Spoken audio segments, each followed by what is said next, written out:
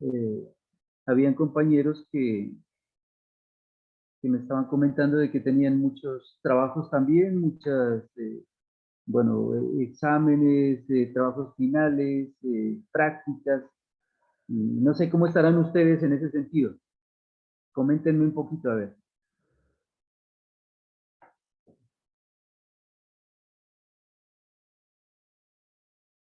Bueno, pues por mi parte, ya acabamos algunas temáticas en otras materias, así que lo más probable es que en 1 o 2 semanas ya nos toque parciales duros. Ya, correcto. Bueno, ¿alguien más? Pues en mi caso, profe, ¿me escucha? Sí, sí. En mi caso, pues bastantes trabajos se podría decir. Y pues también ya voy a Sí, o sea, siempre a final de semestre se acumula pues el trabajo, ¿no? Tanto para ustedes como estudiantes como para nosotros como profesores, ¿no? Porque pues no solamente atendemos una asignatura, sino muchas asignaturas. En mi caso pues tengo 3 asignaturas y cada asignatura con 2 grupos, o sea que sí, el trabajo es bastante complicado. Bueno, entonces, en ese sentido yo quisiera proponerles lo siguiente. Estamos veamos aquí el calendario. Estamos a 7 de marzo. Eh, hasta el 22 de abril se supone que hay que ya entregar todo, informes, notas subidas a la plataforma, eh, recuperaciones si se da el caso, etcétera. Entonces quedaría pues un mes menos una semana de lo que es la Semana Santa, ¿no? Teniendo en cuenta eso, entonces yo pienso que habría prudente para que ustedes puedan desarrollar sus trabajos, sobre todo los trabajos pues, que corresponden a este taller, ¿no? De formación humanística. No sé cómo irán también ustedes con el desarrollo de esos trabajos, que iniciamos pues con el estudio del canon y proporción de la figura humana. Si hay gente que los ha adelantado, pues muy bien por ellos, porque pues no van a tener que preocuparse por desarrollar de aquí en adelante pues, esos trabajos. Y quienes no los hayan desarrollado, pues van a verse un poquito apretados en cuestión de tiempo. Pero considerando eso, entonces, pues, la entrega de trabajos yo creo que todavía no la había fijado la fecha, ¿verdad? Para que me entreguen trabajo. ¿Estoy en lo Todavía no. correcto? Todavía no, profe. Listo. Bueno, entonces, teniendo en cuenta eso, voy a fijar la fecha para que ustedes me entreguen trabajos. Sería para el 1 de abril. ¿Les parece? Cae viernes. O sea, esa sería la fecha límite, ¿no? 1 de abril. Esta semana tendríamos prácticamente un mes, ¿no? 1, 2, 3, sí. Un mes para que ustedes me entreguen esos trabajos. Como les digo, si hay gente que está al día, simplemente tendría que adicionar el trabajo que les voy a dejar hoy día, ¿vale? Simplemente eso. Y quienes estén atrasados, entonces, pues pueden aprovechar todo este tiempo para que se pongan al día y puedan hacer sus trabajos y hacerlos de buena calidad, ¿no? Porque pienso que, pues, casi un mes para que adelanten esos trabajos, pues es suficiente. Y ya para el próximo mes, pues ya estaríamos libres. En ese caso, a mí me correspondería pues hacer el trabajo de cómputo, sacar los promedios, no solamente, pues como les digo, en este taller, sino en todas las asignaturas que tengo, además de recibir pues trabajos de otros estudiantes que de pronto estén atrasados y que justifiquen su atraso, hasta pues poder entregar notas y subir notas a la plataforma.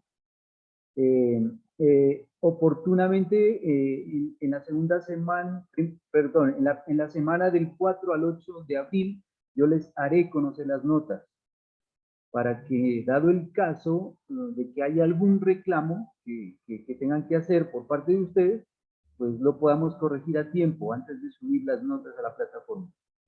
Porque ustedes saben que ya subidas las notas, cargadas en la plataforma es muy difícil cambiar, ¿no? Entonces, con tiempo, pues yo ya les haré conocer esas notas y, como les digo, pues si tienen algún reclamo que hacer, entonces lo podemos corregir. Entonces, les pregunto, ¿están de acuerdo a que ustedes me entreguen en esa fecha, 1 de abril, los trabajos? Sí, profe. Sí, profe. Profe. No hay problema. Bueno, perfecto. Bueno, espero entonces que este tiempo lo aprovechen y prácticamente pues terminaríamos hoy todo lo que corresponde a clases, ¿no? Otra situación que me comunicaron es que se va a cambiar la plataforma, o sea, ya no va a ser la plataforma Zoom, sino la plataforma de ¿qué es? Es la de Microsoft, de Microsoft. Soft Teams. Sí. Eso, esa Microsoft Teams, ¿no? Y que hay que tener un correo institucional. Entonces, eso pues para quienes vayan a seguir de pronto en conexión virtual.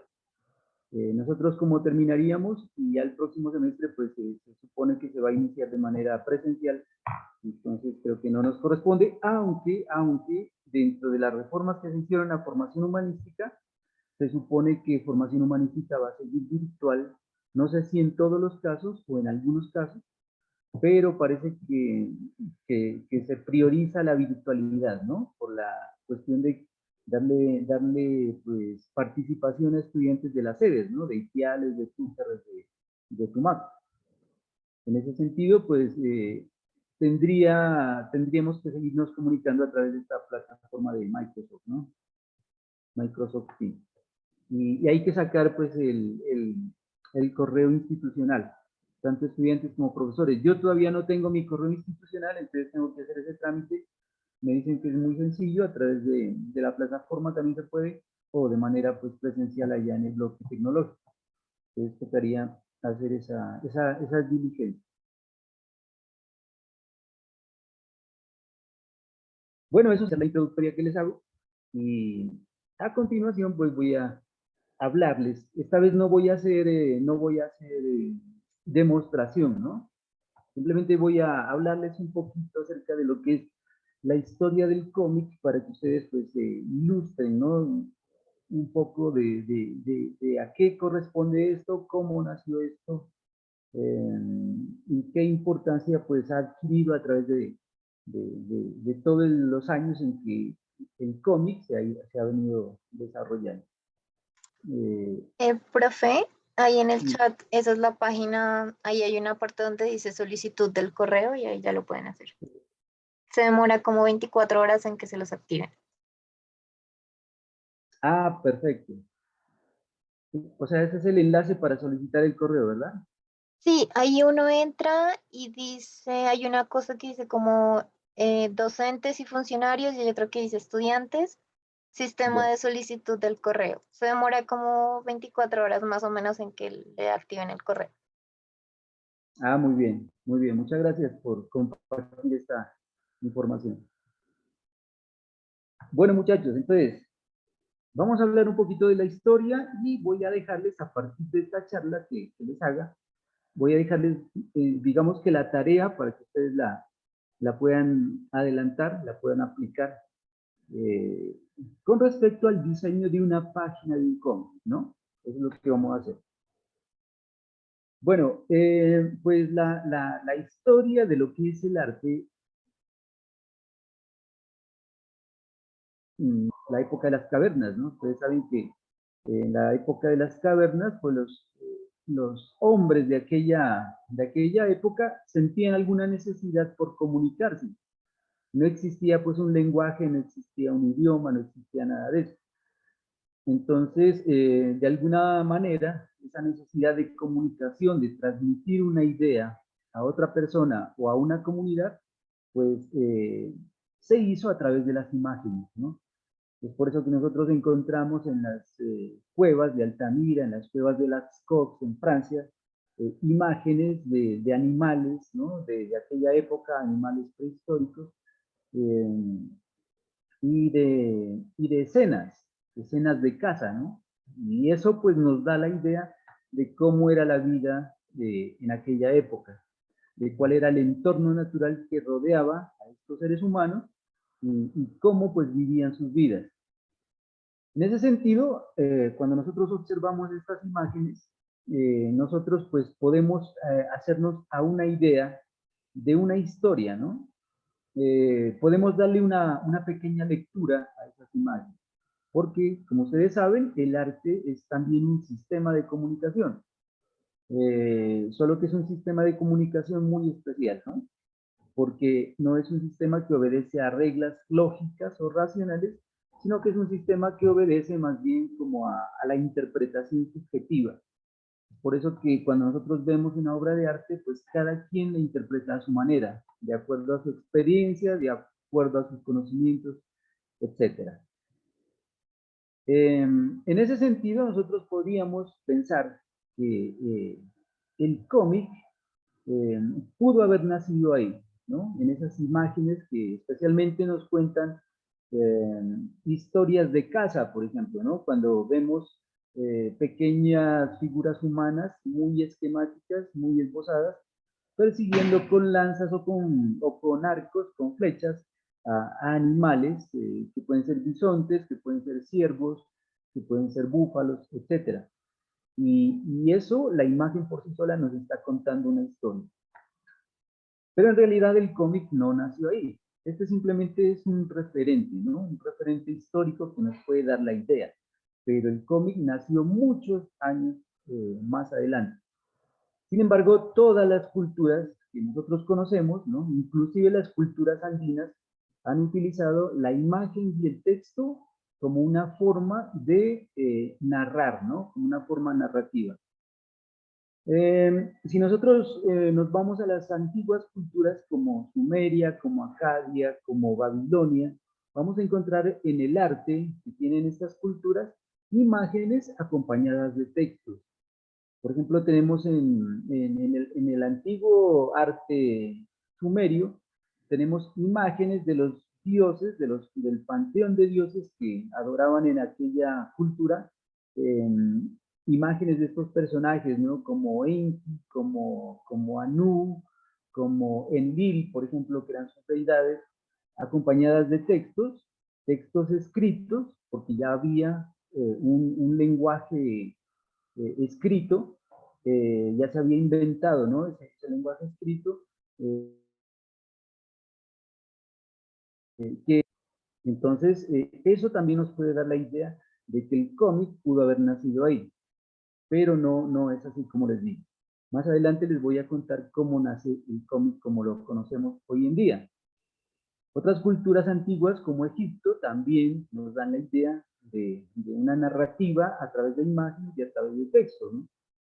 Entonces, imágenes que nosotros encontramos en los templos o en el interior de las pirámides, en los sarcófagos, etcétera, dan cuenta de deidades, en este caso de los faraones, ¿no? Que a la vez de que eran gobernantes, eran considerados también dioses, ¿no?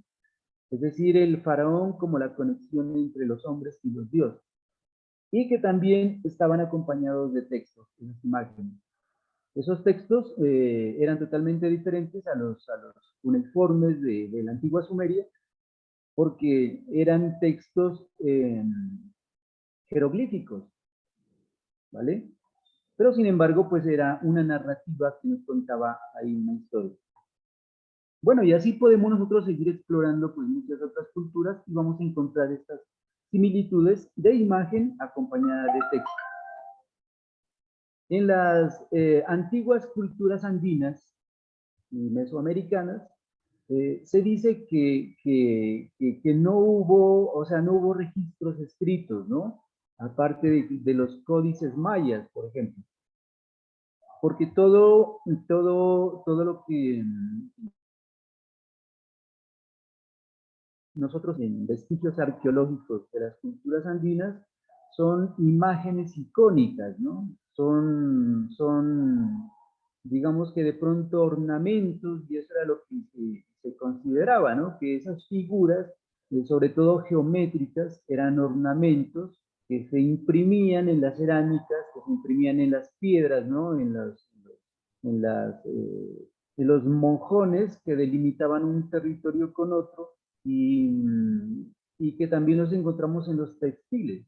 Entonces se pensaban que eran simplemente adornos, pero pues con todos los estudios que se han adelantado, también nosotros hemos conocido de que esos ornamentos geométricos, ¿no? A base de rombos, a base de triángulos, a base de círculos, a base de cuadrados que formaban cruces, etcétera, no solamente eran o iconos ornamentales, simbólicos, sino también que eran textos, eran escrituras, ¿vale? Entonces era un lenguaje mucho más complejo, pienso yo, que los lenguajes cuneiformes de los sumerios o los lenguajes jeroglíficos de los egipcios, ¿no? Porque ustedes saben que tanto los lenguajes cuneiformes de los sumerios como los jeroglíficos egipcios han podido ser traducidos. Mientras que estos lenguajes mucho trabajo poder traducir o poder aproximarse a una traducción, ¿no? Porque obedece a unas lógicas pues, que fueron totalmente arrasadas, que fueron totalmente desaparecidas a través de la llegada de los españoles. Y que hoy en día, pues, esos pocos vestigios que han quedado, pues, han sido estudiados, y está el caso, por ejemplo, de un arqueólogo inglés llamado William Burns, que ha logrado descifrar algunos de los símbolos geométricos de los aríbalos y de los tocapus peruanos, por ejemplo, y donde ha encontrado a través de texto que a la vez es imagen, ¿sí? O sea, hay una simbiosis ahí bastante compleja entre texto e imagen. Estos trabajos él los tiene recopilados en un libro que se llama el lenguaje, a ver si no estoy mal, el lenguaje oculto de los amautas.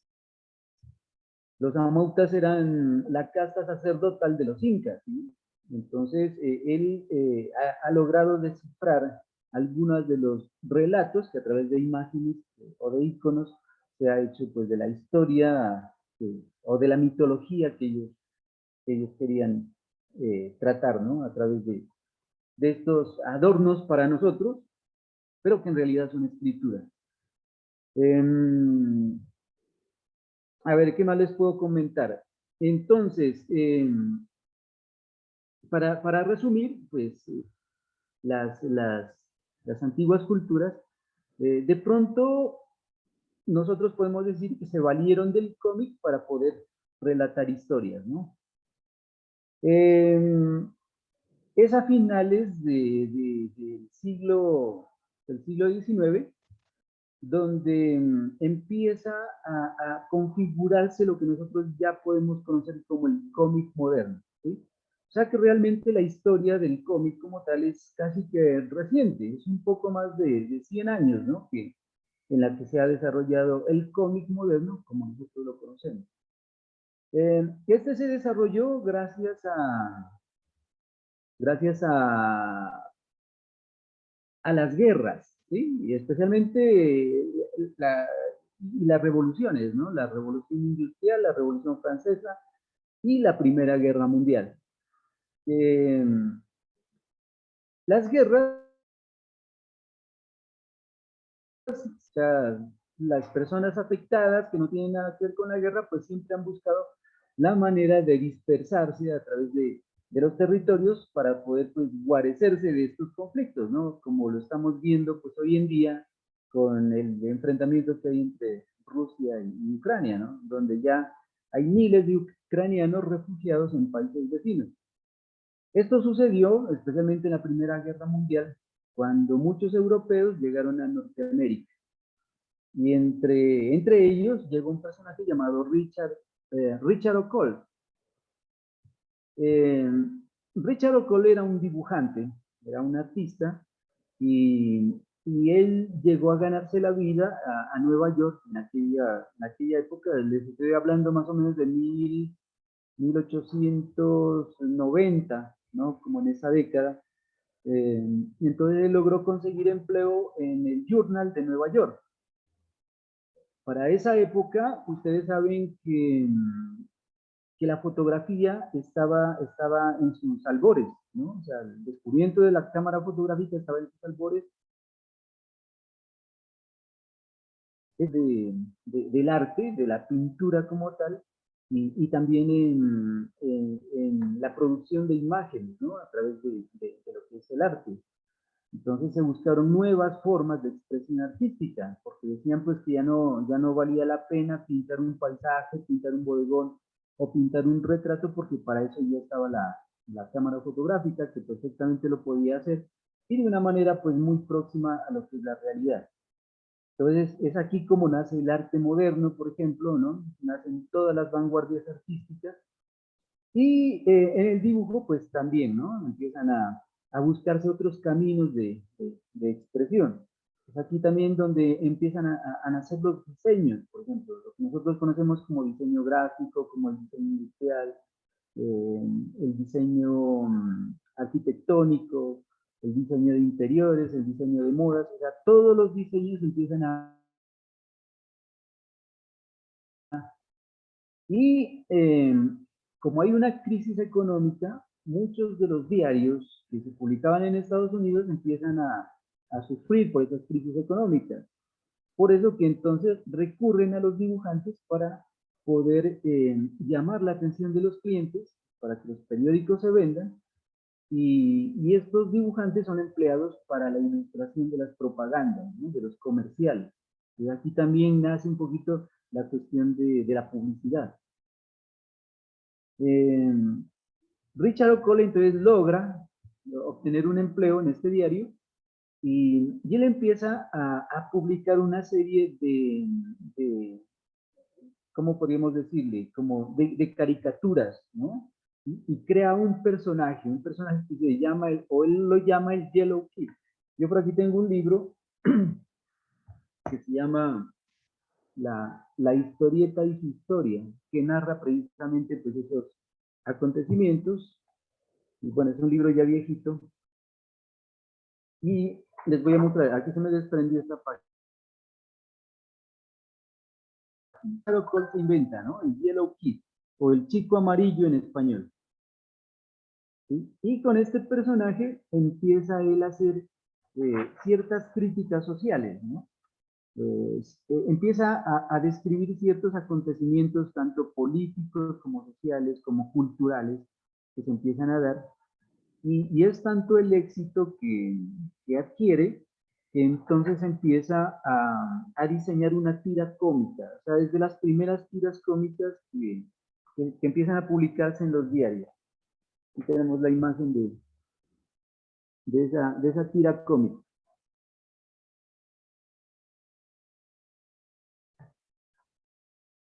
Entonces, ese es el famoso personaje que Richard O'Connell se inventa y que lo llama, vuelvo a repetir, el Yellow Kid. Es por eso que a la prensa amarillista, esa prensa que saca fotografías de accidentes, de cadáveres, y que es sensacionalista, se la llama prensa amarilla, ¿no? Precisamente por este personaje, el Yellow Kid. Y ese es el origen entonces de esas noticias pues bastante rimbombantes o que buscan llamar la atención del público. Como les digo, el éxito de este personaje no solamente describe esas situaciones sociales, sino que también las describe de una manera humorística. O sea, es una manera jocosa, ¿no? Aunque utiliza un poco de humor negro para hacerlo. Esto motiva a otros dibujantes, ¿no? Debido al éxito que esto tiene, a que empiecen también a desarrollar otras tiras cómicas, y aquí tenemos el ejemplo de Rudolf Dirks, el ejemplo de Rudolf Dirks.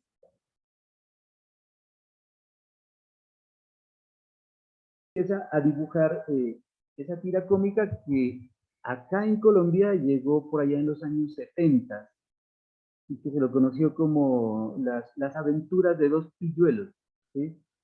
En otros países se lo conoció como el Capitán y los Cebollitas, por ejemplo, y que narra situaciones situaciones cómicas, ¿no? Entonces era dirigido de pronto un poquito hacia públicos juveniles e infantiles, porque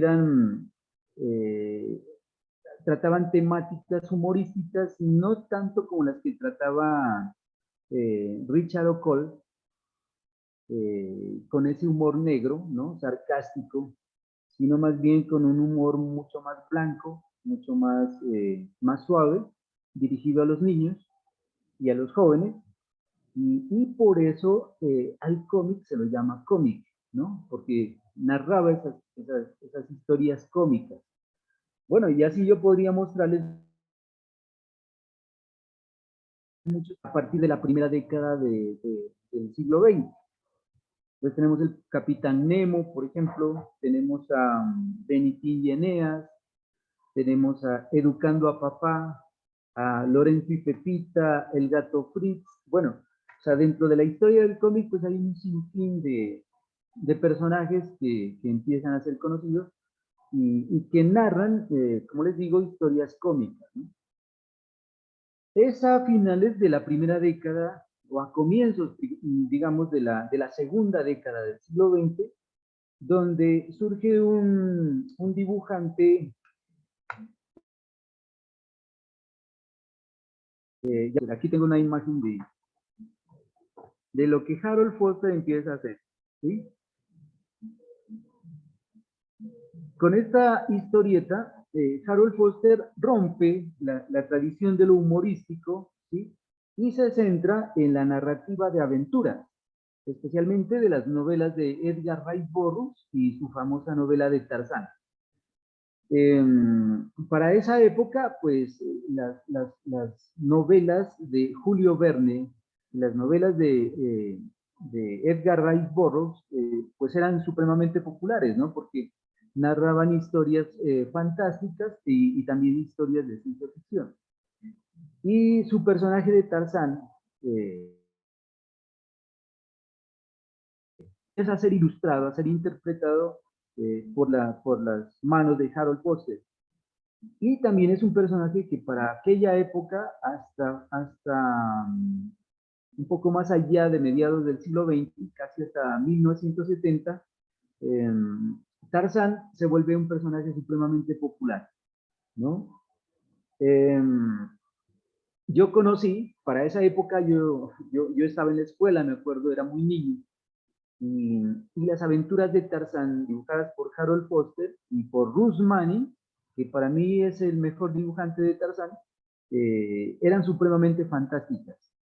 Eh, se pueden conseguir todavía esos cómics, ¿no? Se los puede conseguir a través de internet, para de pronto aquellos que quieran pues investigar un poquito sobre este asunto.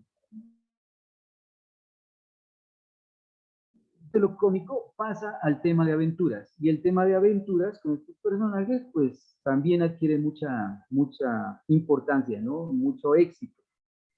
Esto es lo que hace que también para esa época, finales de la primera década del siglo XX, comienzos de la segunda década, dos personajes que en aquella época eran unos adolescentes, eran inmigrantes judíos europeos, y que se radica en Estados Unidos, y uno se llama, ya les digo, Bob Schuster. Uno es Bob Schuster y el otro,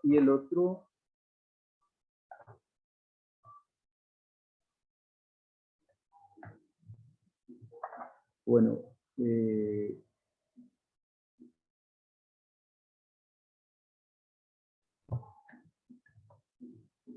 se me perdió aquí la página donde lo tenía señalado. Bueno, espero acordarme en el transcurso de la charla. Bob Schuster y Jerry Siegel, ¿sí? Son los dos personajes que aparecen en esa escena y que son los creadores de Superman. Entonces, ellos se inventan a este personaje de Superman leyendo precisamente las novelas de Julio Verne. O sea, la novedad que ellos hacen con respecto a Harold Foster, es de que no que narra la novela de Tarzán, sino que ellos, con base en las lecturas de Julio Verne, crean el personaje, lo sacan casi que pues, de la nada, digámoslo así. ¿Sí? No es una interpretación pues, literal de la novela, sino que ellos crean a través de las diferentes novelas de Julio Verne a este personaje, a Superman, un personaje pues, que ustedes ya saben, viene de otro planeta, que fue destruido, que llega a la Tierra, que lo crían dos abuelos que lo adoptaron y bueno, y ahí toda la historia pues que nos narra el origen de Superman. Uno era escritor y el otro era el dibujante. Para esa época, como les digo, los cómics ya estaban pues, tomando bastante auge, bastante fuerza, y entonces lo ofrecen a las editoriales para que les publicaran. Y resulta que ninguna editorial le paraba bolas. O sea, nadie quería arriesgarse a publicar pues, algo tan loco como Superman para esa época. Es así que solo una editorial se arriesga a publicarles el primer número de Superman. Y esta editorial se llamaba Detective Comics, ¿no? Para esa época. Y les paga unos pocos, ni siquiera dólares, sino centavos de dólares por la historia. Y logran publicarla. Entonces sale el primer número de Superman y resulta que tiene pues un éxito impresionante. Como ellos vendieron los derechos para que esta editorial los publicara, pues ellos no podían reclamar absolutamente nada, ¿no? Ni regalías, ni nada de eso. Después, con el auge que tuvo Superman y que se convirtió pues, en un icono de la cultura norteamericana. Hasta finales de sus días ellos murieron pobres, murieron dice la historia que murieron en la miseria. Y que los familiares empezaron a tener pleitos jurídicos para que se les reconociera pues un poco, al menos económicamente, todo el éxito que el personaje que estos dos autores lograron posesionar y que lograron pues crear pues ese ícono que hoy en día pues todos conocemos. Tanto fue el éxito que Detective Comics se convirtió en DC Comics, ¿no? O sea, ya tomó las dos iniciales, ¿no? Y se convirtió pues en la gran industria que conocemos hoy en día. Y entonces se contrataron otros autores, otros guionistas, otros dibujantes, y entre ellos salió Bob Kane, que es el creador de Batman. Y este es otro personaje pues, que se convierte en un icono también de la cultura popular norteamericana y casi que mundial, ¿no? Y también pues tiene un éxito. Y bueno, y de ahí salen pues todo un universo de personajes que son muy populares pues dentro de la cultura o del arte popular. Es así que muchos dibujantes que trabajaban en DC Comics, y entre ellos estaba Stan Lee. Stan Lee, debido a las problemáticas que se observaba en que los dibujantes creaban los personajes, pero la editorial se los apropiaba sin después reconocerles pues, económicamente nada, simplemente les pagaba su sueldo y ya, no le reconocía nada por la autoría, entonces Stan Lee decide también separarse de DC Comics junto con otros dibujantes y fundan lo que es Marvel Comics. Y Marvel Comics también empieza a crear pues, una serie de personajes y entre ellos el famoso Hombre Araña, ¿no? Que se lo adjudican a Stan Lee, pero Stan Lee se lo robó a un compañero del dibujante que en realidad inventó al Hombre Araña. Pero Stan Lee pues se lo apropió. Profe, no se llamaba, no, pero ambos eran compañeros, ¿no se llamaba Steve Ditko? Ditko, sí, exactamente, eso. Ditko. Él fue el verdadero creador del Hombre Araña, pero Stan Lee pues se lo apropió y en la historia aparece como Stan Lee, el autor ¿Puedo decir algo, profe? Según tengo entendido, Ditko fue el que se encargó de la imagen de Spider-Man. En cambio, Stanley fue el que se encargó del trasfondo, o sea, de quién es el personaje de Spider-Man. de crear la personalidad. Ajá. Sí, fue un trabajo conjunto en realidad, ¿no? De estos dos autores. Pero como les digo, Stan Lee fue el personaje, ¿no? Y muchos creen que es Stan Lee pues el único autor del Hombre Araña. Y el Hombre Araña pues se convirtió en el ícono de Marvel, y también de ahí nació pues todo el universo que nosotros hoy conocemos, ¿no? Y que se ha impulsado, ha tenido un reimpulso a través de las películas desde la década de los 90 hasta el momento. O sea, ha tenido un renacer, ¿no? A través del cine. Bueno, y así sigue la historia. Entonces siempre han habido los conflictos, ¿no? Entre autores y entre quienes se apropian de la idea. Por ejemplo, en Marvel había un dibujante llamado Todd McFarlane, que fue el que se inventó a uno de los enemigos del Hombre Araña, que es este Venom. O sea, él fue el que lo creó, ¿no? Pero sin embargo, miren que Marvel se lo apropió, ¿sí? Y no le dio créditos a Todd McFarlane. Entonces, Todd McFarlane también toma la decisión de separarse de Marvel y fundar su propia editorial. Y también junto con otros compañeros, pues crean esta editorial, y esta editorial se llama Image, ¿no? Que es la tercera editorial más grande de la industria del cómic en Estados Unidos. Y con esta editorial, Todd McFarlane crea el famoso Spawn, que fue, o sea, tuvo un éxito rotundo en la década de los 90, casi finalizando pues el siglo XX, ¿no? Y fue un tipo pues que se volvió supremamente millonario con este personaje, que incluso hasta hizo una película, pero pues lastimosamente no siguió a través de la industria del cine desarrollándose, sino que fundó fue industria de juguetes, ¿no? De estos muñequitos que son coleccionables, de las figuras de Spawn y de todos los personajes del universo de Spawn. Entonces él se fue como por otra línea que también la ha seguido DC Comics y también la ha seguido Marvel. Obviamente estas otras dos editoriales son pues unos verdaderos pulpos, ¿no? Incluso han comprado pues otras industrias que les permite explotar pues la imaginería de todo este universo. Entonces, eso es lo que yo les podría contar con relación a esta pequeña historia, ¿no? O sea, la historia es muy grande a pesar de que lleva un poco más de 100 años apenas, pero hay como les dijera, muchas historias dentro de las historias, ¿no? Podríamos hablar de la historia del cómic en Latinoamérica también de pronto, que es muy poquita, y es más poquita la historia del cómic en Colombia, aunque existe, ¿no? Hay una página que ustedes la pueden visitar de la Universidad Nacional. Entonces ustedes pueden buscar ahí Universidad Nacional, Historia del Cómic en Colombia. Este es un trabajo que lo ha hecho de la Universidad Nacional. Su apellido es Jorge Rincón, ¿sí? Es un profesor de allá de la Nacional que se ha dedicado a investigar la historia del cómic en Colombia, y tiene una página entonces donde aparece pues desde cómo empezó el cómic acá en Colombia hasta casi la actualidad. Yo estoy referenciado por ahí, como en la década de los años 90, no, perdón, inicios del año 2000, donde con unos compañeros publicamos una revista que se llamó Max Turbo Comics, ¿sí?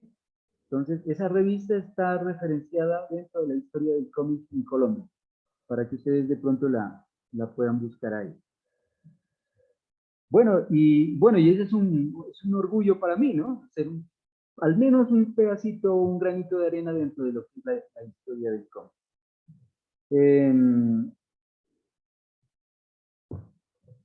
Y bueno, todo eso que yo sé acerca de la historia y de todas estas cosas, las sé porque pues, yo me he dedicado un poquito a investigar eso, a leer. He sido, como les digo, muy inquieto por este maravilloso mundo. Lastimosamente, pues no me dediqué de una manera profesional a ello, porque nuestro medio no lo había. O sea, no había la manera de estudiar, ¿no? El cómic, ni mucho menos.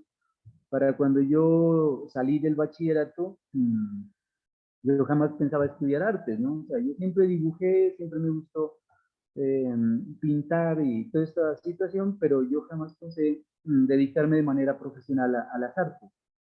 Eh, Estuve trabajando, estuve en el ejército, estuve estudiando economía, me retiré de economía y dije, no, eso no es para mí.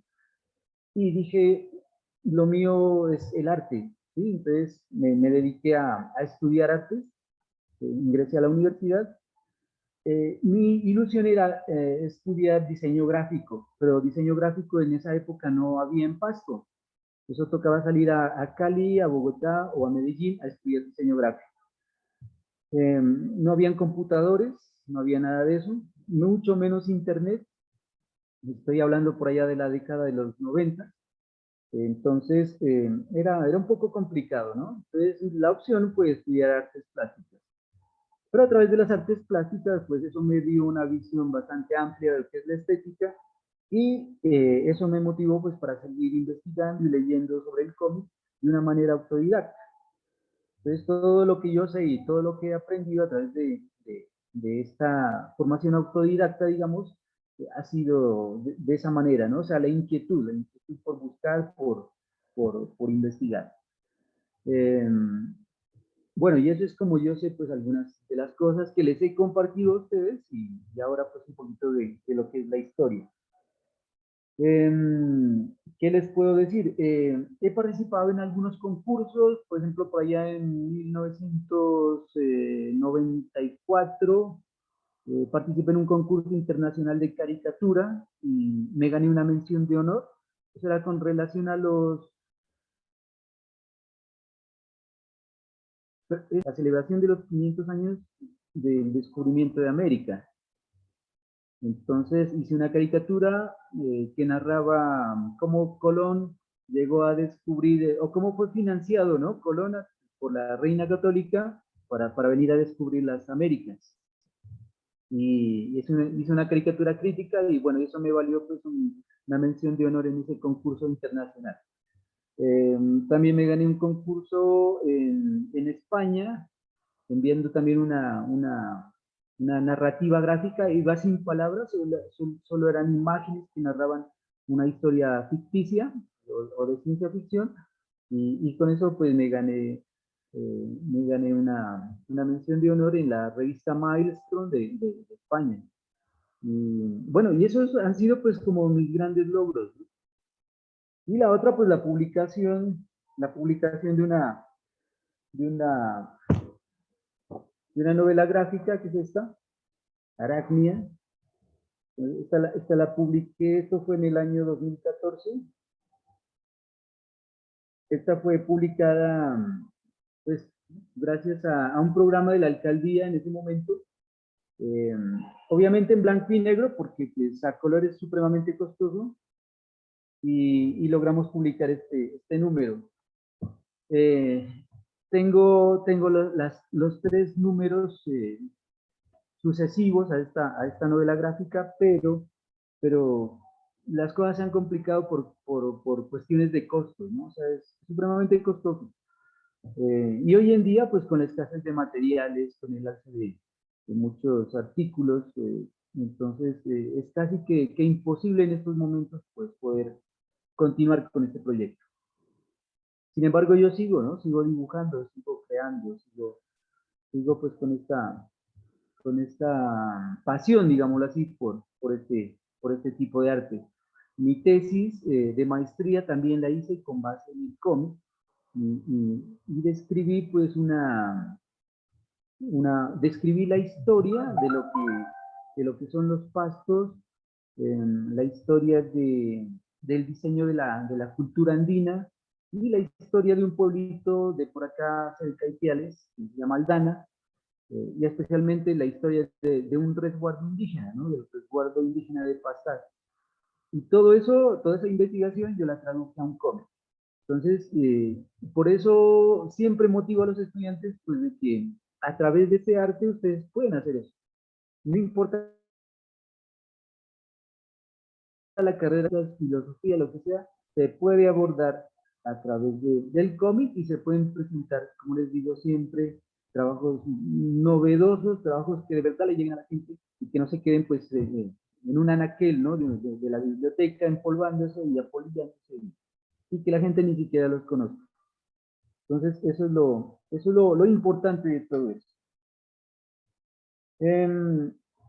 Existen muchas cosas dentro de lo que es el lenguaje, ¿no? Gráfico, el lenguaje artístico en el cómic. O sea, el cómic reúne muchas cosas porque el cómic nació de una manera paralela al cine. Se dice que el cine nació un año antes que naciera el cómic, ¿no?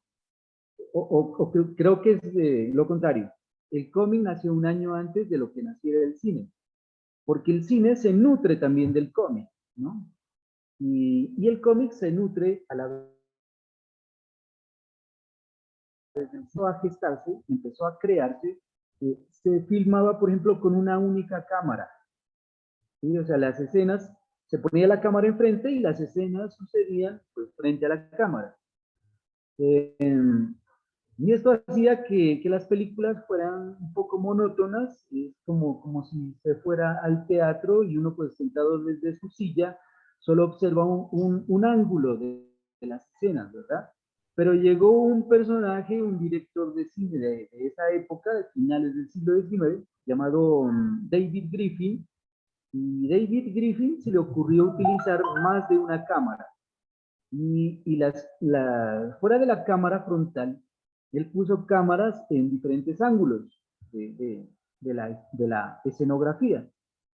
Y cuando se filmaban las escenas, él las pegaba, ¿sí? Él las pegaba para crear de esta manera lo que nosotros hoy conocemos como la edición dentro del cine.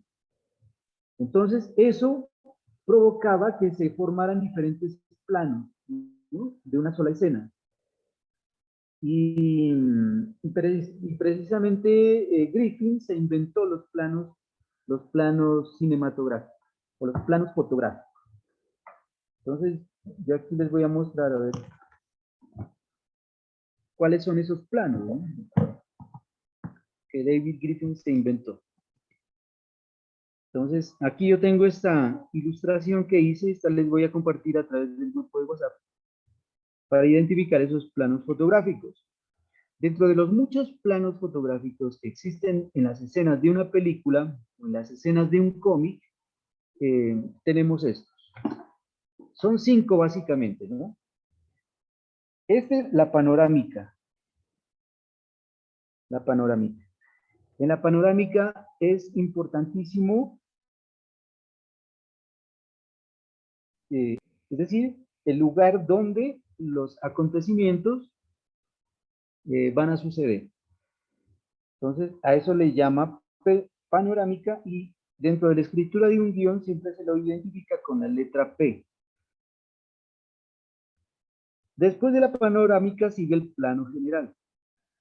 En el plano general, el paisaje, el escenario, la escenografía sigue siendo protagonista, pero nosotros aquí ya encontramos por lo menos a un personaje. Y ya se destaca un personaje. Entonces, a eso le llamamos plano general. Luego sigue el plano medio, donde el paisaje deja de ser un poco el protagonista y se centra más en el personaje. En este caso, el personaje está dibujado hasta la altura de las caderas o hasta la cintura, ¿sí? Ahora vamos a ver unos ejemplos ya más ilustrativos de estos diferentes planos fotográficos. Entonces, a esto le llaman el plano medio. O también, bueno, le llaman plano americano a algunos porque por allá en la época de 1930, 1940 fue la edad de oro de las películas del oeste en Estados Unidos y las escenas más clásicas, las escenas más, digamos, impactantes dentro de una película del oeste era dos pistoleros se batían a duelo, ¿no? Y se enfrentaba el uno al otro mirándose pues uno frente al otro. Se siempre enfocaba a los personajes hasta la altura de la cintura, como está aquí, pero de frente. Aquí está de perfil. Y lo que trataba de destacar la imagen era de cuál de los dos desenfundaba más rápido, ¿no? O sea, el pistolero más rápido del oeste. Entonces, ¿cuál de los dos desenfundaba más rápido la pistola para dispararle al otro? Entonces, por eso le llaman plano americano también, al plano medio. Después del plano medio, plano americano, sigue el primer plano, donde ya nosotros observamos más detalles del personaje, ¿no? Del protagonista, y donde miren el protagonismo del escenario, todo el protagonismo del paisaje. Y por último tenemos el primerísimo primer plano, identificado con las 3 P's, o en inglés el close-up, ¿sí? Donde se observan con mucha más nitidez los detalles del personaje. E incluso puede acercarse tanto a que solo se describa a manera de imagen el ojo, por ejemplo, ¿no? Con alguna expresión. Estos primeros planos se los utiliza para darle dramatismo a la narrativa gráfica. Entonces, estos son los 5 planos que Griffin identificó dentro de lo que es el lenguaje a través de la imagen. Bueno, y como les decía, pues ya aquí tengo varios ejemplos. Bueno, incluso miren, a ver, antes de eso, siempre una regla, ¿no? Aunque las reglas, ustedes saben que en el arte son susceptibles de ser rotas. Entonces, una de las reglas dice que siempre que se vaya a contar una historia, tanto en el cine como en un cómic, se empieza por el plano de panorámica. Porque el plano de panorámica hace que el espectador o el lector se introduzca de una vez en la historia, sepa dónde se va a desarrollar la historia, ¿sí? Ese es el propósito de la panorámica. Entonces aquí nosotros, observando ya solo esta imagen, sabemos que la historia se va a desarrollar y que en la medida en que se va acercando la cámara, ¿sí? Ya nosotros vamos identificando el estado psicológico del personaje, sin que haya ninguna palabra pues que nos narre esa historia, ¿no? Entonces, por eso le llamamos narrativa gráfica, ¿vale? Y no es cómic, porque esto no es cómico, o sea, no está narrando algo cómico, sino que está narrando una historia que, bueno, puede ser cómica más adelante o que puede ser cualquier otra cosa, ¿no? De aventuras, o sea, puede abarcar cualquier otro género. El género en el cómic siempre empezó por lo cómico, luego siguió por lo de aventuras, luego siguió por lo policíaco, luego por lo de ciencia ficción, bueno, y así fue a los géneros del terror, ¿sí? Géneros de terror. Uno de los grandes maestros del cómic de terror es Richard Corben, por ejemplo, y eso llegó hasta los años 60, hasta la mitad un poquito más allá de la mitad del siglo XX, donde ustedes saben que en los años 60 pues hubo una gran revolución cultural, ¿no? Donde el hombre llegó a la luna, o sea, hubo una revolución científica, social, política, cultural, las mujeres declararon la libertad sexual, por ejemplo, ¿sí? Nació el movimiento hippie, en la música los Beatles fueron pues los que crearon el rock, por ejemplo, ¿sí? Entonces fue una década de grandes movimientos culturales en los años 60. Y en el cómic apareció el cómic underground. Y el cómic underground es el cómic que trataba temas que ya no eran ni cómicos, ni eran de aventuras, ni eran de superhéroes, sino que trataba temas como la homosexualidad, la drogadicción, la violencia, el terror, ¿no? El gore, salió el gore por ahí, eh, incluso la pornografía,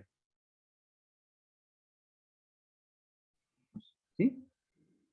Y eso rompió, pues, y liberalizó un poco más las sociedades. Ese fue el gran aporte, digamos, del cómic en la revolución cultural de los años 60. Bueno, y así entonces yo les puedo mostrar aquí muchas, bueno, incluso mi cómic, ¿no? Siguiendo esta lógica.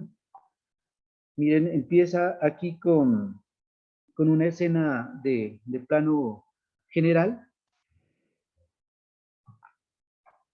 incluso con un mapa que hace que el lector se ubique, ¿no? O tenga la idea de en dónde se va a desarrollar la historia. Y acá con una panorámica un poco cerrada de cuál es el mundo donde se desarrolla la historia. Y así se sigue, y con un plano general se observa ya el personaje, pero ese plano se va cerrando hasta llegar a un plano mucho más general. O sea, hay entre cada uno de los 5 planos se pueden combinar cosas, ¿no? Hasta que llega aquí a un primer plano, ¿no? Donde ya se nota un poco más el personaje. Acá hay otros 2 planos medios. Recuerden que están dibujados hasta la altura de la cintura, los planos medios, aquí hasta la mitad del muslo. Y esa es la manera como gráficamente se va haciendo la narrativa. Aquí sigue un primer plano, perdón, en general. Entonces la combinación de esos diferentes planos hace dinámica la escena, ¿no? Cambiar el ángulo de vista de los personajes también es importante. Entonces, eso enfatiza mucho, pues, la secuencia narrativa, porque no solamente hay que narrar a través de la palabra que acompaña cada imagen, sino a través de la imagen misma. Entonces, son muchos recursos que también toma del cine. Por eso crear un cómic es como ser un director de cine, ¿no? Prácticamente. Bueno, acá yo he podido conseguir estos libros. Miren aquí cómo empieza, ¿no? Con una panorámica o con un plano general, que depende de la creatividad del artista, pues de cómo pueda ser tratada. Aquí empieza por el paisaje y acá empieza por el paisaje un poco difuso, pero con un primer plano del personaje. Acá vuelve a cambiar a un plano mucho más general, ¿no? Mucho más amplio, incluso hasta del planeta, ¿no?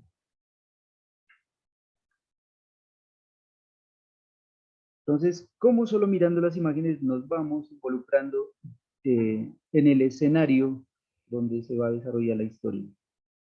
Acá cambia a planos generales. Este es un primerísimo primer plano o un close-up que le da un poco de dramatismo a la escena. Entonces, no quiere decir que la narrativa gráfica deba tener esta secuencia. Esta secuencia simplemente es didáctica para poderles indicar cuáles son y cómo evolucionan los planos. Pero ya dentro del desarrollo de una historia gráfica, pues ustedes pueden combinar esos planos de manera muy creativa. Y la otra es la diagramación, ¿no? Aquí está en una diagramación muy clásica, con cuadritos, ¿sí? Repartidos de manera casi uniforme en el espacio. Pero miren cómo acá se rompe esa diagramación de una manera muy creativa. Pero debe tener la secuencia sigmoidea, que es la manera de cómo nosotros leemos un texto, ¿no? Es decir, de izquierda a derecha y de arriba hacia abajo. Si se pierde esta secuencia, la historia se nos embolata. Pero hay que tener mucho cuidado con eso, con la secuencia sigmoide. Entonces, siempre de izquierda a derecha, empezamos leyendo por aquí, así, tanto los textos como la imagen. Bajamos y subimos por acá. Y seguimos de esta manera, ¿no? En zigzag. o sigmoidal quiere decir en forma de S, ¿no? ¿Sí? Entonces, se puede ser muy creativo en la diagramación, es decir, la distribución de las viñetas y de las imágenes, pero sin romper esa secuencia. Porque si ustedes, por ejemplo, terminan aquí y luego pretenden que el lector pase acá y luego acá, no, en nuestra cultura estamos acostumbrados a leer de esta manera, ¿no? ¿Ah? O sea, 1, 2, 3, 4, 5 y 6.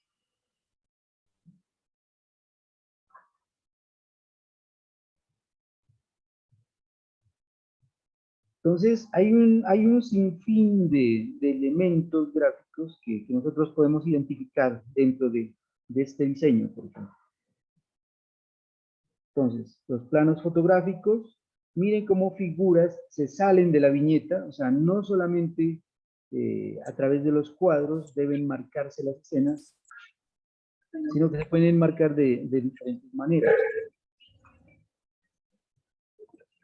Se pueden combinar planos medios, aquí hay un plano medio para estos personajes, pero aquí hay unos primeros planos para estos personajes. Entonces, todo eso es una manera muy creativa de narrar. Bueno, ¿qué más les puedo mostrar? Este es de un chileno, miren, esta historia. Esta es muy, muy bonita esta historia, es muy chévere. Es ficticia, pero está basada también en leyendas andinas, ¿no? Aquí narra, por ejemplo, narra la manera de... Esta es una pequeña historia de las momias incas, momias de niños, ¿no? Por favor, ¿alguien tiene prendido por ahí el micrófono? ¿Está haciendo interferencia?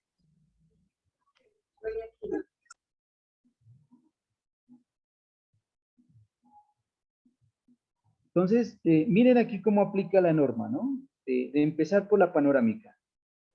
Entonces, ya nos encontramos en una montaña andina y se va cerrando, como si la cámara se fuera acercando hasta llegar aquí a la momia de un niño andino, que eran enterrados en los páramos, ¿no? ¿Sí? Y la historia empieza con esta pequeña leyenda y luego se traslada al futuro. Bueno, son diferentes formas, pues, de narrar. Hay que ser muy creativo ahí, ¿no? Muy imaginativo para romper con las normas establecidas y al mismo tiempo no romperlas, ¿no? O sea, puede ser contradictorio, pero Profe, ¿cómo se llama esta historia? este se llama Juan Buscamares, de Félix Vega. Ah, ok. Este lo pueden conseguir en internet. O sea, todos estos libros yo los he conseguido en internet. Esta es una historia muy, muy bonita, muy, muy chévere. Es de un mundo apocalíptico, de un niño inca que fue enterrado en un páramo, cuando murió, y que luego él renace en un futuro, ¿sí? O reencarna en un futuro, precisamente en el cuerpo de Juan. Y se encuentra en un mundo post-apocalíptico donde no existen ya los mares, sino desiertos inmensos. Bueno, y así transcurre la historia, ¿no? Y una historia de supervivencia y toda esa vaina de cómo se lucha en todo ese mundo, hasta que llega él a recordar quién era en la vida pasada. Bueno, aquí están bocetos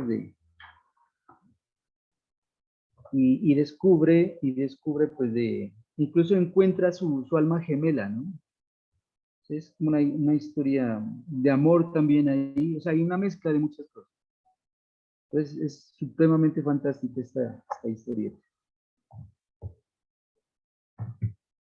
¿Qué más les muestro aquí? Con respecto a lo underground que yo les decía, este es un gran maestro también, es un italiano eh, llamado Serpieri. Y aquí nos muestra escenas, es de ciencia ficción, ¿no? Pero es una ficción acción que, bueno, entonces nos muestra escenas explícitas, sexuales, pero también es una historia supremamente, bueno, este está en alemán. Yo no sé alemán, pude conseguir este número en ese idioma, en español ya no lo hay, es supremamente escaso. Lo pude conseguir por las imágenes, ¿no? A mí me gusta mucho el estilo de dibujo de este autor. Pero la historia yo la he buscado en internet sí está en español, y se puede entender, ¿no? De qué se trata la historia. Entonces, también es un mundo apocalíptico donde existen mutantes que parecen seres humanos, pero que en realidad son monstruos que sufren unas enfermedades bastante contagiosas y que se aparean con las hembras humanas y que nacen monstruos y cosas así, todas raras. Entonces, por eso nos muestra escenas pues muy, muy explícitas, ¿no? O sea, no es para niños, obviamente, es para adultos. Entonces, fíjense también cómo se diversificó los públicos, ¿no? A los que el cómic va dirigido. Esta es otra bastante interesante. Esta es francesa. Bueno, esta me la regalaron hace muchos años. Son unas historias muy... Esto es narrativa gráfica y esto no tiene texto, por ejemplo, miren. Empieza con un plano general y va acercándose hasta llegar a un plano americano, ¿no? Estos son primeros planos, o close-ups. Entonces, ¿cómo combina los diferentes planos? Plano americano, primer plano, primerísimos primeros planos. Planos generales. Todo es basado, todo es una narrativa gráfica, nada más. No hay texto, no hay nada. Y es perfectamente comprensible, ¿no? O sea, la imagen misma narra. Este es de un francés llamado Philippe Casamayou, un maestro del blanco y negro. Bueno, y acá tenemos una historia también ficticia, pues es como ciencia ficción, pero basado en la historia bíblica del arca de Noé. Bueno, esa sí va a contexto. No sé un poquito de francés, pero bueno, hay cosas que no las comprendo muy bien.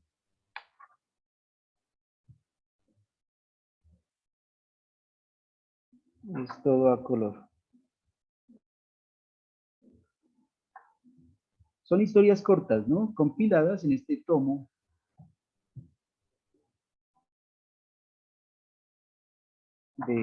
De los humanoides asociados, se llama la editorial.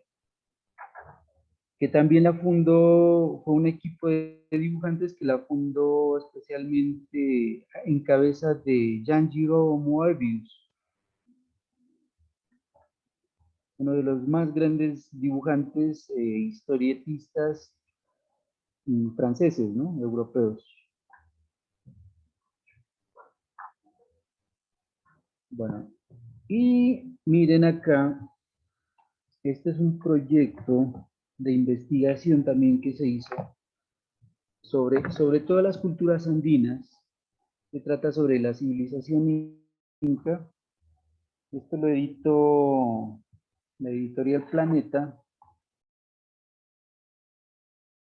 Y es en este trabajo para hacer mi tesis de la maestría, ¿sí? Donde hay una introducción que describe todo el proceso investigativo y que luego crea la historia enmarcada dentro de ese proceso investigativo, que en este caso corresponde a la cultura inca.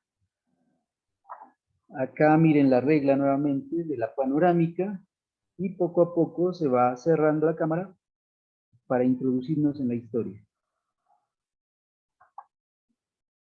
Este es de un autor español.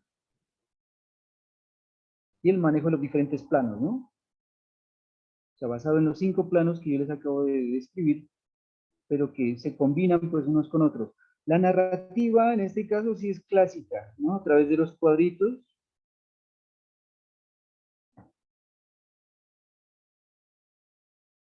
Son cuadros de diferentes dimensiones, o sea, viñetas de diferentes dimensiones, pero es clásico de todos modos.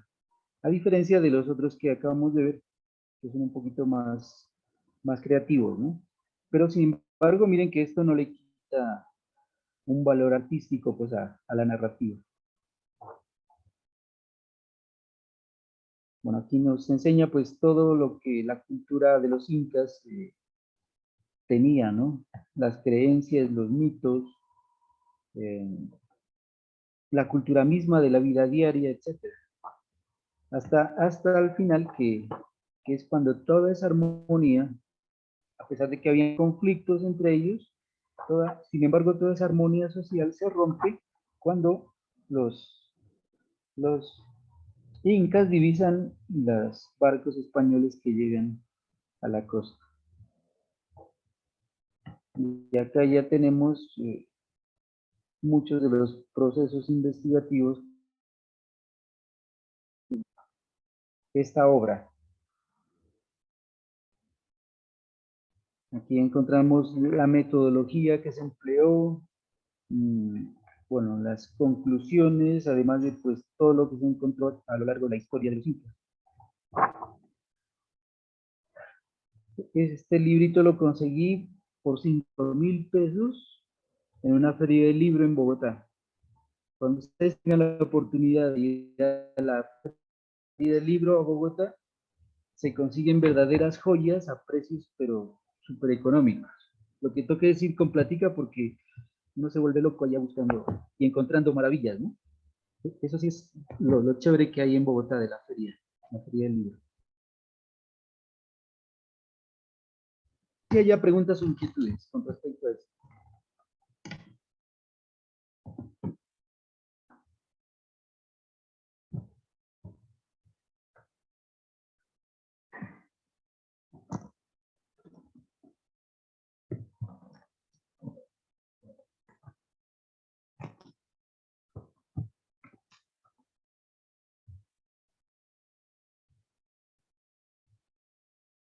¿Ninguna pregunta?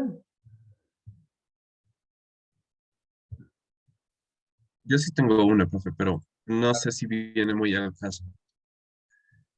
De lo que usted nos ha explicado, me viene la duda, ¿cuál es su obra favorita de cómics? Uf, hay muchas, hay muchas. Bueno, aunque para mí el cómic europeo es mucho mejor que el cómic americano. El cómic americano, a pesar de que pues tiene grandes dibujantes, grandes historias, grandes personajes, y todos apuntan hacia lo heroico, ¿no? Hacia, hacia, ¿cómo, perdón? Así narrativas épicas. Sí, sí, puede ser, sí, pero donde ellos tratan es de, primero, darse la imagen de que son los buenos y segundo, que son los superpoderosos, ¿no?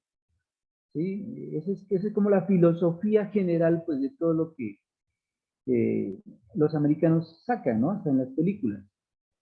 Entonces, las cosas extraordinarias suceden siempre en Nueva York o en cualquier otra ciudad de los Estados Unidos. Los grandes descubrimientos siempre son hechos por científicos de Estados Unidos. Los superhombres siempre son norteamericanos y bueno, cosas así.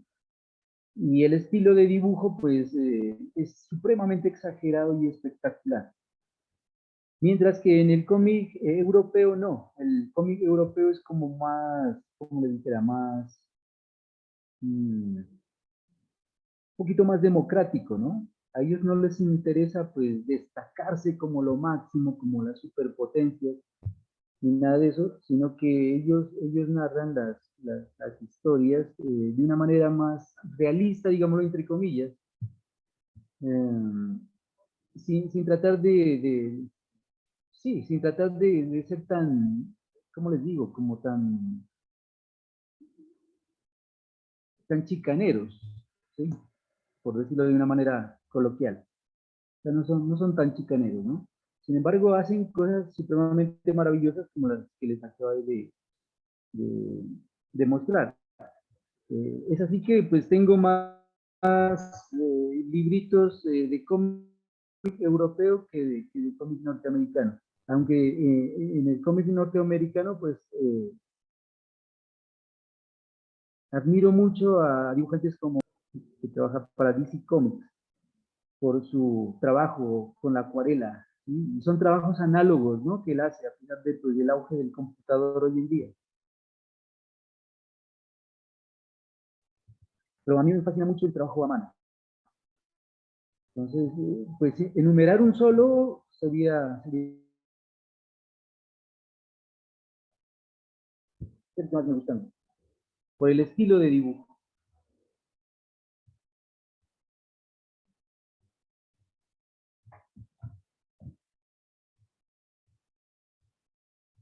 Bueno, Listo. alguna...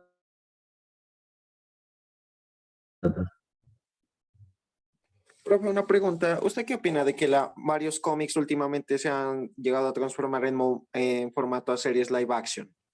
O sea, cómics de los superhéroes no conocidos como ya sea de Marvel o DC, ya sea cosas como Júpiter, el legado de Júpiter, ¿qué más?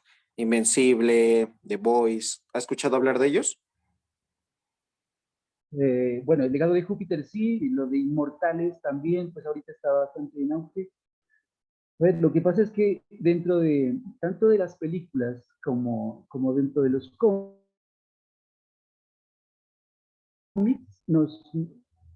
miren, estas industrias han sido manipuladas por las élites que gobiernan el mundo, ¿sí? O sea, ellos son los que han tenido acceso a crear estos monstruos, de los supermonstruos de medios de comunicación, ¿no? Por ejemplo, Hollywood y las editoriales y toda esta cuestión. Detrás de Stan Lee, detrás del dueño de DC Comics y de todos estos magnates, hay en realidad eh, ¿cómo les digo? Un emporio de familias poderosas que de pronto financian, ¿no? Estos grandes negocios. Y ellos tienen mucho conocimiento, o sea, un conocimiento mundano, un conocimiento esotérico, un conocimiento que va más allá pues, de lo que nosotros nos podemos imaginar, de cómo funciona el universo, de cómo funciona este mundo, ¿sí? De quiénes los gobiernan, de cómo gobernarnos, de cómo lavarnos el cerebro, de cómo manipularnos mentalmente, etcétera. O sea, son ellos los que manejan todo esto. Y a través de las historias que nos cuentan, bien sea en el cine o a través de un cómic, hay mucho conocimiento del que ellos manejan, pero nos lo pintan como si fuera ciencia ficción, ¿sí? Nos lo pintan de esa manera, para que nosotros eh, pensemos eso, que son pura fantasía, que son ciencia ficción, pero en la realidad existen, hay cosas que existen, ¿vale? De pronto algunas cositas sí están demasiado exageradas, pero yo estoy seguro que la mayoría de las cosas en realidad existen. Entonces, estos superhéroes, ahorita para nosotros pueden ser fantasía, pero miren que en un futuro pueden ser realidad, ¿sí? Tanto así que hoy en día se está hablando de transhumanismo, por ejemplo. Y es un concepto que no es nuevo, que es de muy atrás, ¿no? Y que ha empezado de una manera, por ejemplo, muy humanitaria, ¿no?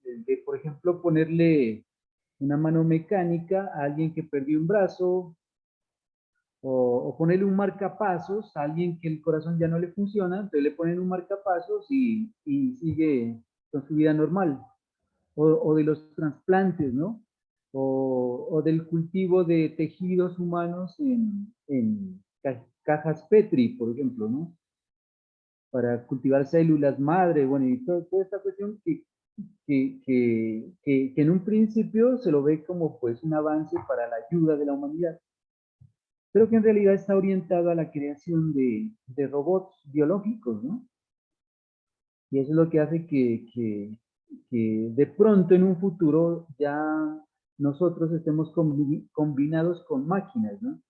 Tanto así que ese es el propósito de Elon Musk, por ejemplo, el de implantar un chip en el cerebro para que nosotros tengamos el conocimiento ahí sin necesidad de que nos eduquemos, de que leamos, no. Simplemente nos conectamos a Internet a través del chip que nos implanten en la cabeza y todo el conocimiento que tiene ahorita un computador, pues ya está dentro de nuestra cabeza. Y eso va a ser solo accesible a los que tienen el dinero para hacerlo. ¿Sí? Si yo tengo el dinero para que me implanten un chip, me evito de ir tantos años a la universidad o de hacer investigación y tanta cosa, pues me implanto el chip y ya tengo todo el conocimiento del mundo. Pues en estratos, ¿no? Y en clases de humanos, mucho más de lo que está dividida hoy en día, ¿no? Que negros y blancos, que asiáticos y latinos, etcétera, sino entre superhombres con implantaciones electrónicas o mecánicas y personas comunes y corrientes que van a ser los que van a ser sometidos, ¿no? Entonces, muchas de esas cosas ahorita son ciencia ficción, pero que en el trasfondo existen. Eso es lo que pienso yo, pues, ¿no? No sé si respondí tu pregunta ahí. Sí, profe. Por cierto, ¿usted qué opina de lo que es el manga japonés? O sea, ¿sabe cómo se creó? Que yo no sé, yo sí leo algo. Bueno, yo tampoco soy experto en el manga y casi no me gusta el manga. Sin embargo, hay cosas interesantes, ¿no? Dentro de lo que es el manga. Primero, la palabra manga quiere decir cómic, pero en japonés, ¿no? O sea, es el cómic japonés. Tiene sus particularidades, tanto en el estilo de dibujo, pues, como en algunas concepciones, pues, que también el manga tiene. Se habla de la invasión manga, porque precisamente el concepto de multimedia viene de Japón. Eh, a raíz de la catástrofe que sucedió con las bombas atómicas, donde el país quedó totalmente devastado con la rendición del emperador Hirohito, ¿no? La pérdida de la guerra. Entonces hubo necesidad de que Japón pues renaciera. Y ese es uno de los grandes logros admirables que Japón hizo después de la Segunda Guerra Mundial, es decir, el de resurgir de las cenizas y no solamente resurgir como país, sino de resurgir como una potencia mundial. Entonces, eso es lo admirable. Y la estrategia que los japoneses emplearon es la de apropiarse de cosas, de lo que ellos consideraban mejor de otras sociedades, de otros países. Entonces, poco a poco fueron asimilando cosas, de las mejores cosas, ¿no? De otras sociedades, pero conservando su propia cultura. No es como nosotros que de pronto nos apropiamos de cosas, por ejemplo, de la cultura occidental, pero nos olvidamos de nuestra cultura. Entonces nos creemos totalmente blancos cuando en el fondo somos indios, ¿no? O indígenas, o de origen indígena, pues. Y nos olvidamos y nos avergonzamos de nuestra propia cultura. Entonces, si nosotros nos podemos analizar las historias que cuentan los mangas japoneses, son historias fantásticas que adoptan características, como les digo, de otras culturas, otras mitologías, pero sin embargo las adaptan a mitologías propias. Entonces ellos conservan sus mitologías y de esa manera crean cosas nuevas y novedosas. Cuando algo tiene éxito en series de manga o series de anime, esto lo potencializan a través de la multimedia. Es decir, sacan no solamente las revistas, no solamente los libros, sino las películas, las camisetas, las gorras, los juegos de rol, bueno, todo lo que más puedan para difundirlo. Y no lo hacen, ¿sí? Es por eso que nos han invadido, o sea, por eso nos invadió la cultura del manga. Y a mucha gente por acá le gusta el manga. Y consumen bastante manga. Hay ¿qué es? Librerías donde venden, que yo sepa, en Bogotá hay, ¿no? Hay tiendas de mangas. En internet ni se diga. O sea, uno consigue eh, todo lo que quiera, ¿no? En cuestión de manga. Entonces, como les digo, ellos, por ejemplo, no editan, por decir algo, 3.000 libros de un cómic o de un manga, sino son miles, miles y hasta millones de ejemplares que los distribuyen a todo el mundo. Entonces, por eso, lo mismo las películas, ¿no? Los animes. Si ustedes van a Netflix, por ejemplo, ahí encuentran cantidad de animes de toda clase, ¿no? Desde los clásicos hasta eh, lo más vanguardista y contemporáneo. Entonces, esa es la magia que tienen los asiáticos. Fíjense con China nomás. ¿Sí? Hasta hace unos pocos años, China era un país súper poblado y súper pobre, con aldeas en la miseria, ¿no? Y hoy en día es, al menos económicamente, ya la ha destronado. Y, y pues que nos tienen en el conflicto en el que estamos, ¿no? Entonces, esa es la gran manera de cómo estos son imperios, ¿no? Los imperios son aquellos que se expanden, aquellos gobiernos que se van expandiendo, que siempre buscan expandirse hasta abarcarlo todo. Entonces, eso es lo que caracteriza pues, el imperio japonés.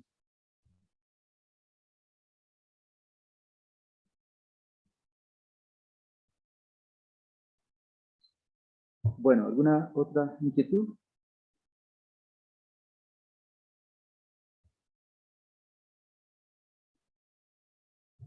Bueno, entonces, la tarea, ¿cuál sería?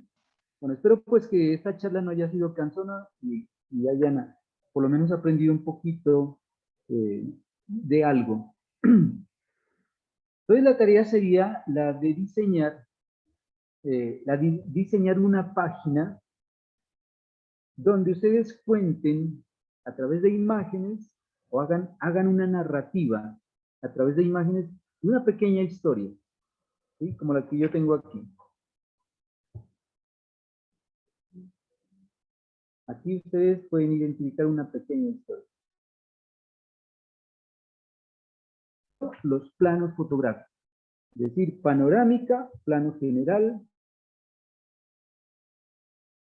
plano, primer plano. Y pueden combinarlos, ¿no? Pueden combinarlos. Y crear más viñetas. Aquí solo hay 5 viñetas, pero ustedes pueden crear muchas más. Lo máximo en una página de un octavo puede ser de 10 viñetas, lo máximo. Porque si ustedes hacen más viñetas, se satura el espacio, ¿no? Y nos va a quedar todo apeñuscado. Entonces, una página puede contener una sola viñeta, pero es difícil contar una historia con una sola imagen. Eso ya lo hacen pues grandes maestros, ¿sí? Con mucha experiencia. Yo realmente no lo he podido hacer. Entonces, mínimo ustedes pueden contar una historia en 2 viñetas, como en 10 viñetas. Todo depende de la creatividad y de la manera como ustedes las quieran contar. Es más fácil contarla en 10 viñetas que en 1 o 2 viñetas, ¿no? Entonces, esa sería la tarea, la de crear una pequeña historia narrada visualmente, a través de narrativa gráfica, utilizando los planos fotográficos. Y esta información les voy a enviar a través del grupo de WhatsApp un poquito más detallada para que ustedes la tengan mejor referenciada y puedan hacer bien el ejercicio. Y con eso entonces pues prácticamente terminaríamos este taller. Hay unas cositas que se nos quedan por fuera, como por ejemplo el estudio de líneas cinéticas, el estudio de onomatopeyas, el estudio de lenguajes corporales, de vistas, por ejemplo. Pero esas son cosas que se van aprendiendo en la medida que se va ejercitando, eh, se va practicando, ¿sí? Entonces uno mismo se va dando cuenta de qué es lo que le hace falta y lo va adaptando. Además de mirar, ¿no? Mirar imágenes. Bueno, en mi caso, pues a mí me gusta coleccionar estos libros y si ustedes tienen la posibilidad de hacerlo, pues háganlo. O de lo contrario, miren imágenes a través de Internet. En Internet encuentran toda la información que quieran. Es fácil, ¿no? Documentarse hoy en día. Entonces, eh, sigan explorando este mundo que es bastante interesante, tiene mucho potencial y que puede ser aprovechado desde el punto de vista académico, como ya les he dicho antes. Bueno, eso sería entonces todo por hoy, muchachos.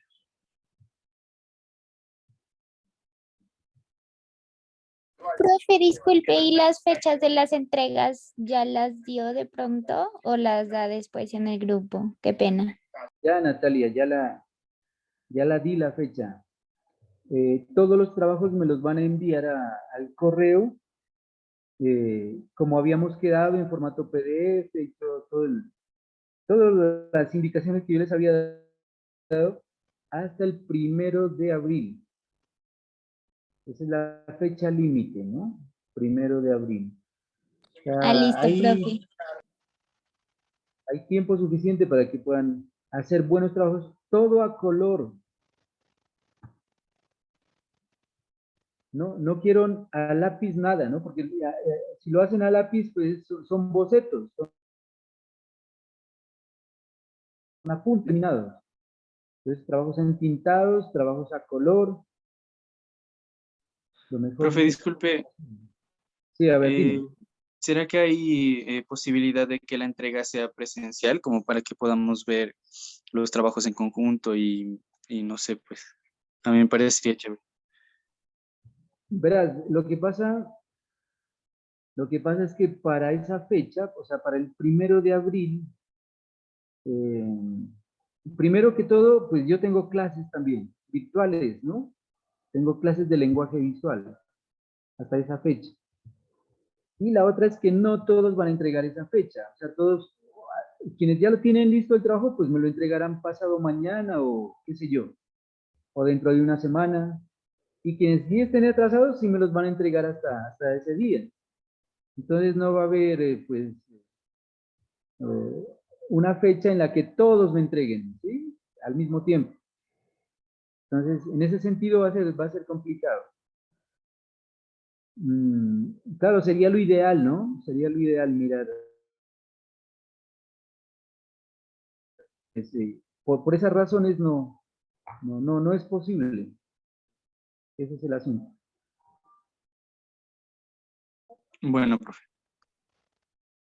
Bueno, Juan Basante me dice que si se puede hacer en digital.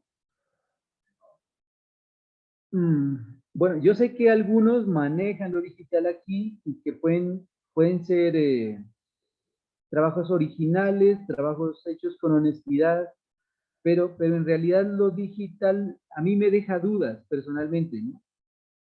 O sea, les dijera que sí si hubiésemos estado en la presencialidad y pudiera yo darme cuenta con más claridad cuál es el desarrollo creativo de cada uno de ustedes.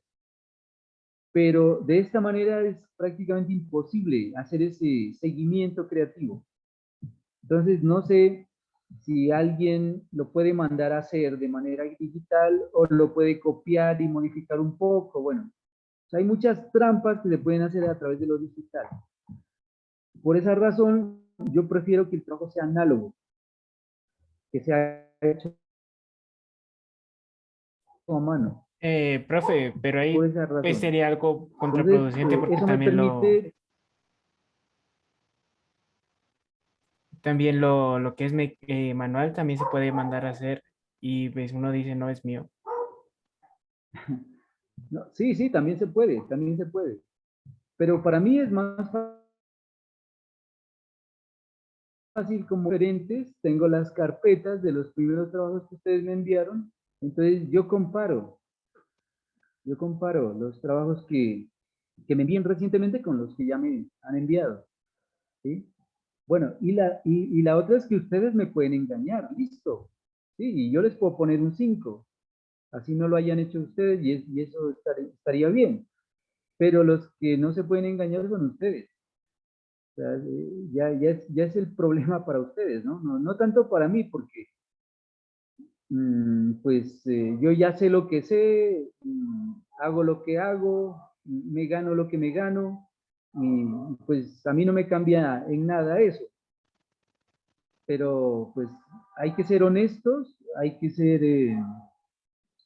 éticos y saber pues que uno mismo no se puede engañar. Y si se engaña, pues está cometiendo un gran error. No sé, no sé. Inicialmente yo diría que no, que lo hagan de manera análoga el trabajo.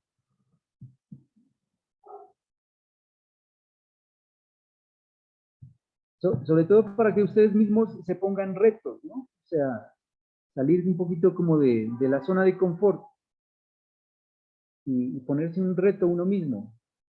Entonces eso es lo que pienso yo, pues, ¿no?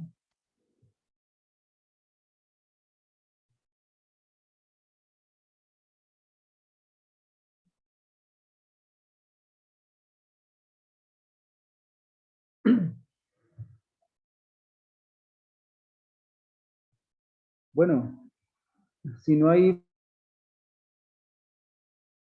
más inquietud, les agradezco mucho la atención y nuevamente pues los invito para que este trabajo lo hagan de la mejor manera.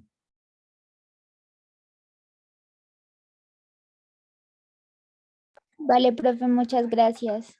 Bueno, Natalie, que estés muy bien. Profe, Profe,